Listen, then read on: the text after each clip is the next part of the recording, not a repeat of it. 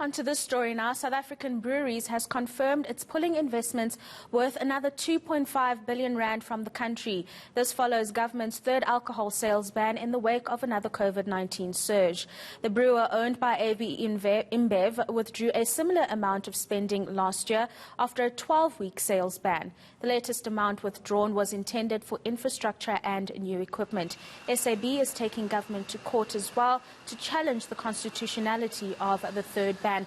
And it's not just SAB that has cancelled some investments. Let me give you a sense of other companies that have decided to cancel some investments. So last year, as I've mentioned, SAB pulling out 2.5 billion rand on infrastructure upgrades, and then Consol pulling 1.5 billion rand on a glass plant that it was supposed to invest in. Let's take a look at other ones that have come through, and that is Heineken, which pulled a staggering 6 billion rand of investment on a new brewery in the country, and then today, as announced by SAB, that other 2.5 billion rand that it has decided to withdraw in investment. And I've got Richard Rivett-Carnac, who's the Vice President of Finance at SAB, to discuss this further. Richard, many thanks for your time this evening. Perhaps just give us a little context as to what this particular 2.5 billion rand of value was allocated to do that you pulled out.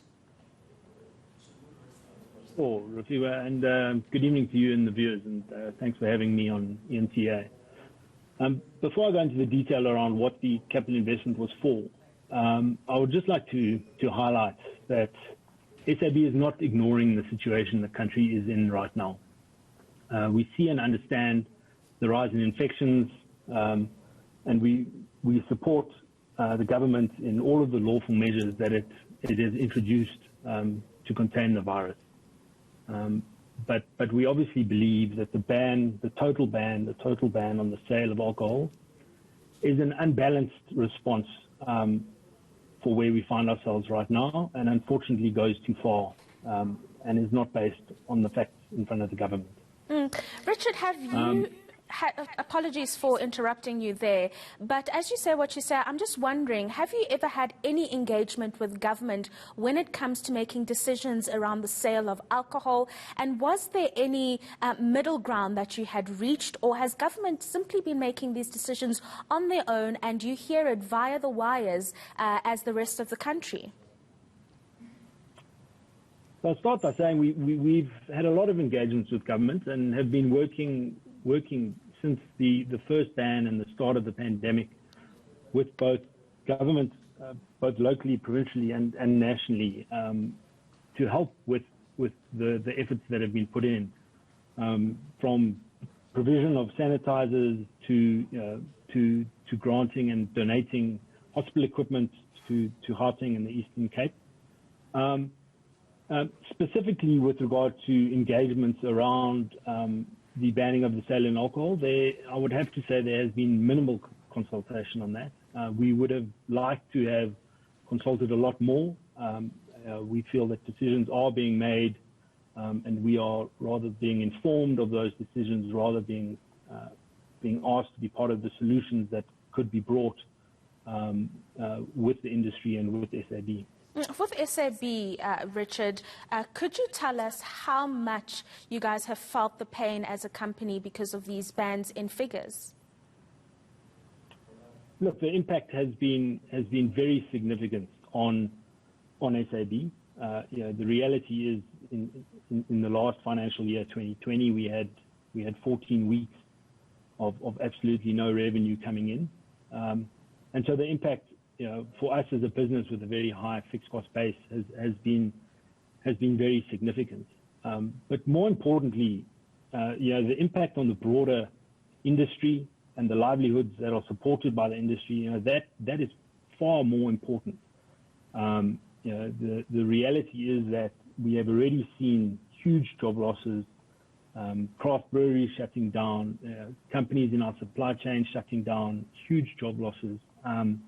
Resulting from the bans. We are fortunate in some regards that we do have a strong balance sheet, and have managed to survive, and have been very, very focused on ensuring that we continue to pay our suppliers, despite having no revenue, continuing to employ all of our employees, to protect jobs within SAB, and so doing everything we can as a corporate citizen within the country.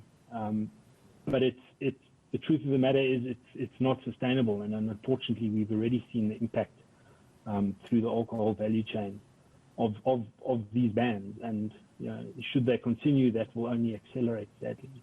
Right, and are you as a company willing to reconsider the decision you've made to cancel these investments? Should government maybe lift the ban in a couple of weeks, or maybe engage with you further in terms of a sustainable way forward? I think engaging with government, we always welcome the opportunity to engage with government. And as I said, we have been, and would understand that the President indicated today that he would like to speak to us about this decision, and we would obviously welcome the opportunity to engage with him in that regard. I think I need to be clear that this decision has been made, and these investments have been cancelled. The reality is, for us as a business, is that we are operating in a very uncertain business environment. Right now, we can't trade at all. There's no visibility or certainty in respect to the duration of this third ban. Future regulations are being talked about that may have a big impact on our business. And as we sit here today, there's the possibility of the implementation of further bans. And so that uncertainty means that we're not in a position to change our mind in the short term.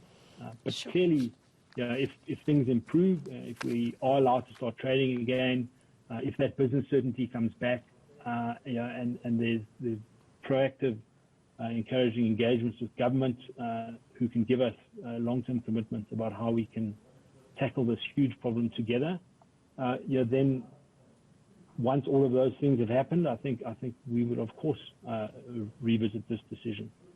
Right, and not willing to change your minds just yet. Very chilling. We've lost quite a significant investment from SAB there, and that's Richard Rivett-Carnac, who's the Vice President of Finance at SAB. Many thanks for your time this evening.